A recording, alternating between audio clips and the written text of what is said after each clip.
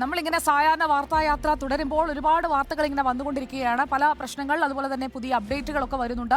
പാലക്കാട് കല്ലേക്കാട് ഒരു വീട് കയറി ആക്രമണം നടന്നിരുന്നു. അതിൽ 6 പേർക്കാണ് വെട്ടേറ്റത്. ഓട്ടോ പാർക്ക് ചെയ്യുന്നതിനെ ചൊല്ലിയുണ്ടായ ഒരു തർക്കം അത് സംഘർഷത്തിലേക്ക് എത്തുന്നു. പരസ്പരം വെട്ടുന്നു, കുത്തുന്നു. ഇതൊക്കെയാണ് അവിടെ നടന്നത്. കഴുത്തിൽ വെട്ടേറ്റ മേട്ടുപ്പാറ സ്വദേശി കുമാരനെ തൃശൂർ മെഡിക്കൽ കോളേജ് ആശുപത്രിയിൽ പ്രവേശിപ്പിച്ചിരിക്കുകയാണ്. അവിടെ എന്താണ് യഥാർത്ഥത്തിൽ സംഭവിച്ചതെന്ന് അറിയണ്ടേ? നമുക്ക് ഇക്ബാൽ അറക്കലിലേക്ക് പോകാം. പാലക്കാട് കല്ലേക്കാട് മേട്ടുപാറയിൽ ഇന്നലെ വൈകിട്ടാണ് ഒരു ഓട്ടോറിക്ഷ പാർക്കിംഗ് ചെയ്തതിനെ ചൊല്ലി ഒരു തർക്കമുണ്ടാവുന്നത്. ഇന്ന് ആക്രമണം നടത്തിയ വ്യക്തികളിൽ ഒരാളായ രതീഷ് സഞ്ചരിച്ചിരുന്ന ഓട്ടോറിക്ഷ ആക്രമണത്തിൽ വെട്ടേറ്റ ജീവന്റെ സുഹൃത്തിന്റെ ബൈക്കിൽ വന്നിടിക്കുകയായിരുന്നു. ഇതിനെ ചൊല്ലിയുണ്ടായിരുന്ന തർക്കങ്ങൾ ഇന്നലെ രാത്രിയിൽ തന്നെ നാട്ടുകാരുടെ നേതൃത്വത്തിൽ പറഞ്ഞു പരിഹരിച്ചതാണ്. പക്ഷേ ഇന്ന് രാവിലോടുകൂടി ഇതൊരു ആക്രമണത്തിലേക്ക് നയിക്കുകയായിരുന്നു. ഒരു കല്യാണ ഫംഗ്ഷൻ കഴിഞ്ഞിട്ട് വന്നിട്ട് ആ വണ്ടി സൈഡിൽ നിർത്തിയിട്ടിരിക്കുകയായിരുന്നു. ഇയാൾ ഓട്ടോ വെട്ടിയെന്ന് പറഞ്ഞ ആൾ ഓട്ടോ കൊണ്ടുവരികയായിരുന്നു. അതിൽ നല്ല കള്ള് കുടിച്ചിട്ടുണ്ടായിരുന്നു, മദ്യപിച്ചിട്ടുണ്ടായിരുന്നു. പിന്നെ ഇവർ വണ്ടി ശരിയാക്കി തരണം, വണ്ടി വീണപ്പോൾ അവർ സ്ക്രാച്ചൊക്കെ ആയപ്പോൾ വണ്ടി ശരിയാക്കി തരണം പറഞ്ഞിട്ട് കുട്ടികൾ അയാളോട് സംസാരിച്ചപ്പോൾ അയാൾ ഒരേ തെറിയായിരുന്നു.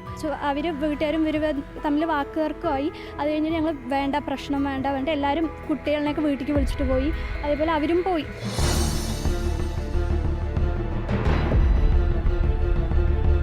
ഇന്ന് രാവിലെ പ്രശ്നങ്ങൾ പറഞ്ഞു പരിഹരിക്കാമെന്ന ഒരു തീരുമാനത്തിലാണ് ഇന്നലെ ഇരു കുടുംബങ്ങളും പിരിഞ്ഞത്.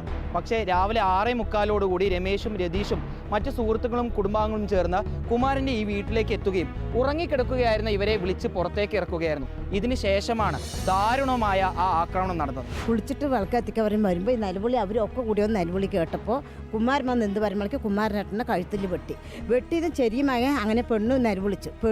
നീലവര് നിലവിളിച്ചപ്പോൾ നീ ഇവനും വന്നു, കാർത്തിയും വന്നപ്പോൾ കാർത്തിനെ ഇവിടെ ചെറുറോടെ ചേർത്തിട്ട് എല്ലാവരും കൂടി അവനിട്ട് തല്ലി. കൊടുവാള്, കമ്പി, വടി അതിൻ്റെ ഉള്ളിൽ കിടക്കുന്നുണ്ട് സാർ.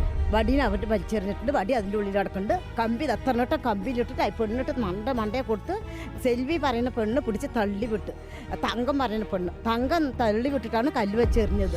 ആക്രമണം തടയാൻ യാതൊരു മാർഗവും ഇല്ലാതെ വന്നതോടുകൂടിയാണ് കുമാരന്റെയും നടരാജിന്റെയും ബന്ധുക്കൾ കയ്യിൽ കിട്ടിയ കല്ലുകൾ ഉപയോഗിച്ച് ആക്രമികളെ നേരിട്ടത്. ഇതിനിടയിലാണ് രമേശിനും രതീഷിനും ഇവരുടെ കുടുംബാംഗങ്ങൾക്കും പരിക്കേറ്റത്.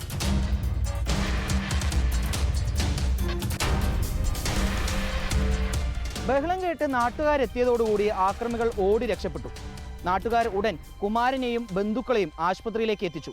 കുമാരന്റെ കഴുത്തിനാണ് സാരമായി വെട്ടേറ്റിട്ടുള്ളത്.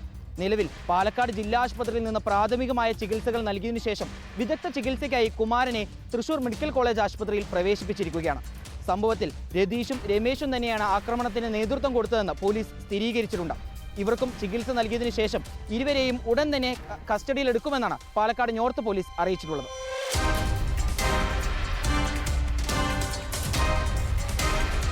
കല്ലേക്കാട് മേട്ടുപാറയിൽ ഇത്തരത്തിലൊരു സംഭവം ആദ്യമായാണ് നടക്കുന്നതെന്നാണ് നാട്ടുകാർ പറയുന്നത്.